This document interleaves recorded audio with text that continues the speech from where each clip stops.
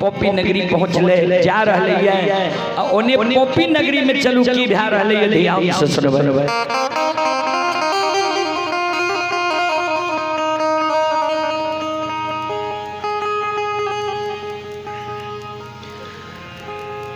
जय दीन ज्योति बाबा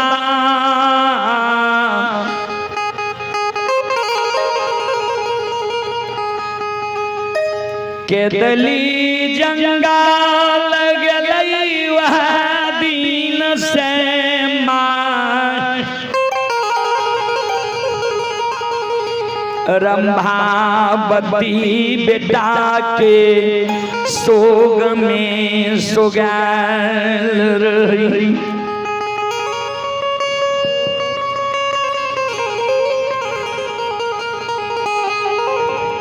मैं के जिज्ञासन होई छे बाबूजी पुत्र कुपुत्र हो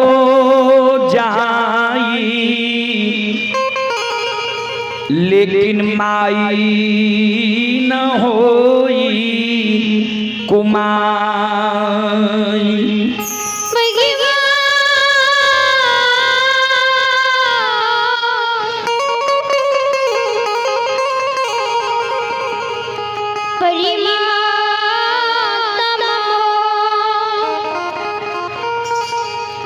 ज्योति बाबा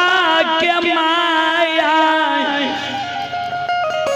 चारों बगल देखई पूरब ही आवई पश्चिम ही आवई उत्तर ही आवे दक्षिण ही आवे। माय के नजर जब बेटा पड़ने पर माय के आंसू गिरे हो भगवान हो ठाकुर जी आकाहिया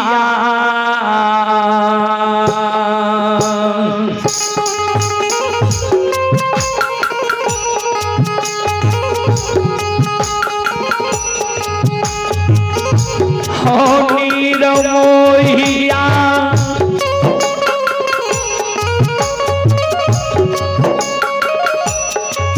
आओ काहिया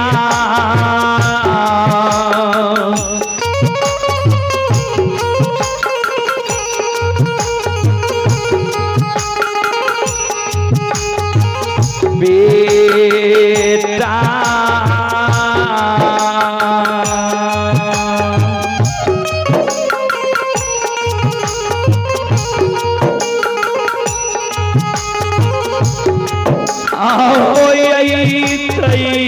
हो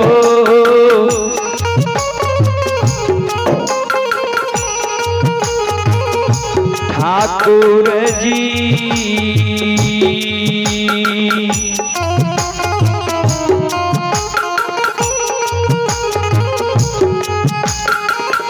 कहिया देखबै के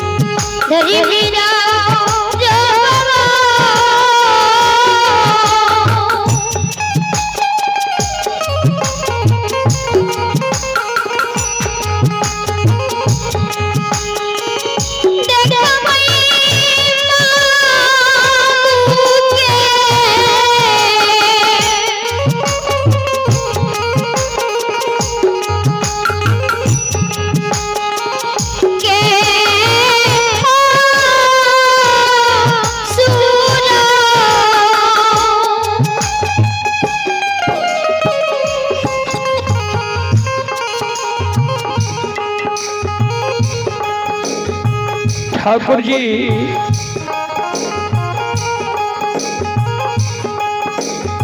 कहिया हम बाबू के भैर नींद सूरत देख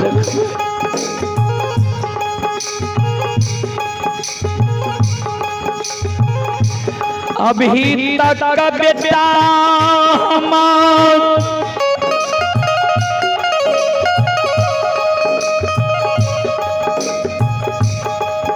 नहीं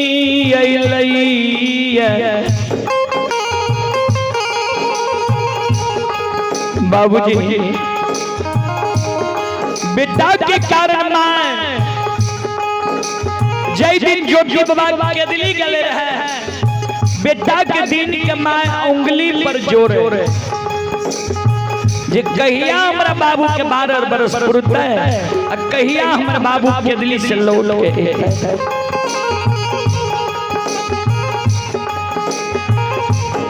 एक एक दिन जोर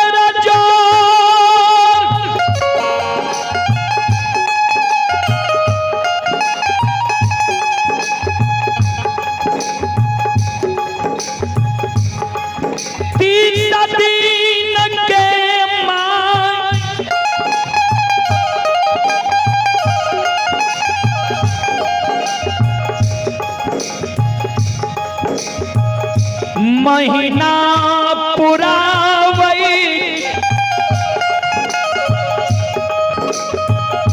महीना महीना जोर जोर 12 महीना के वर्ष पूरा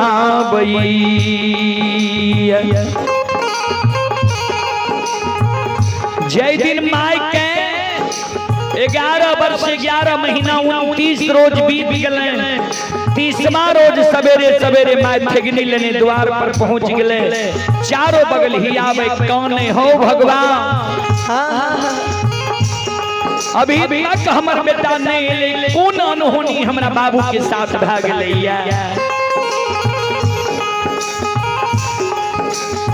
कि बेटा के बिना बिना जल के दिली लागलो अन्न जल के कारण बाबू के दिली में प्राण त्याग दिल कि हमरा बेटा के तू बिना अस्त्र शस्त्र के केदली लागल केदली घना घोर जंगल रहे बाघ सिंह सदूल वास करे रहे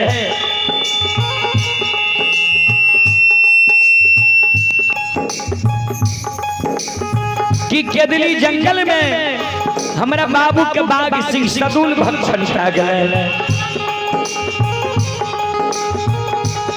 कि 12 बरस तप करे हमर बेटा गेले रहे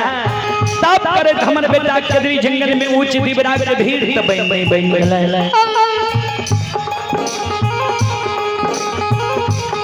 कि हमरा बाबू के तू कोरिया शरीर बना के केदली लागल कोरिया शरीर के दर्द के वेदना में हमर बाबू गंगा नदी में तो डूब के नहीं मर गेले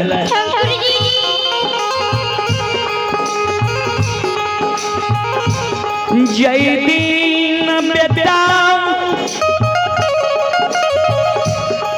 केदली जाए रही बाबू के कहलिए रहा सबके ममता मोह याद भूल बहुत भूल जई हो लेकिन ए माय के ममता मोह याद के नहीं भूली हो ओ ठाकुर जी ओ धर्मराज बाबा कि बेटा हमर वही केदली जंगल में अम्माइयों के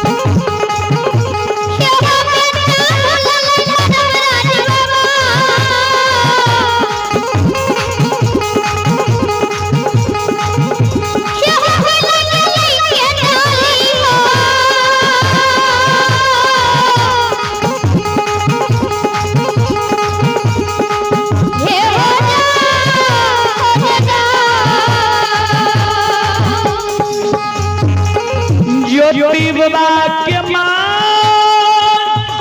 भगवान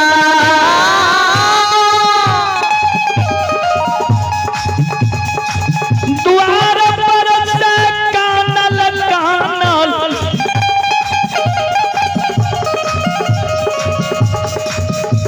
गहबर के ओसार पर जाय छै गहबर के ओसार पर माय सिर के पटके हजार बेजार कौन है ओ धर्मराज बाबा हाँ ठाकुर जी आओ ये बनिए धरा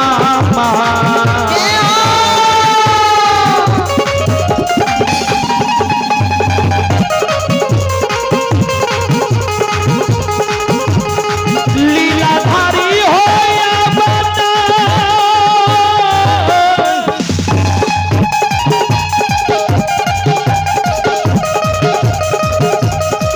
नहीं हो धारा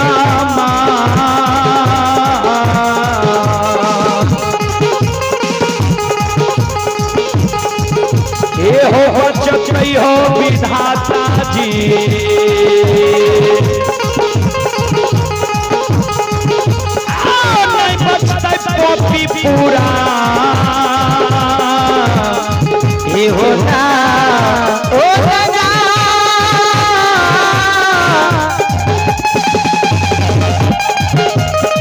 ओ भगवान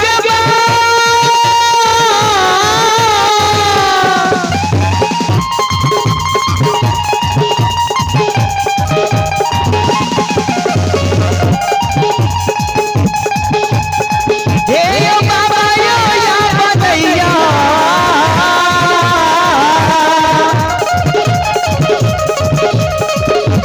या बहे यो जटई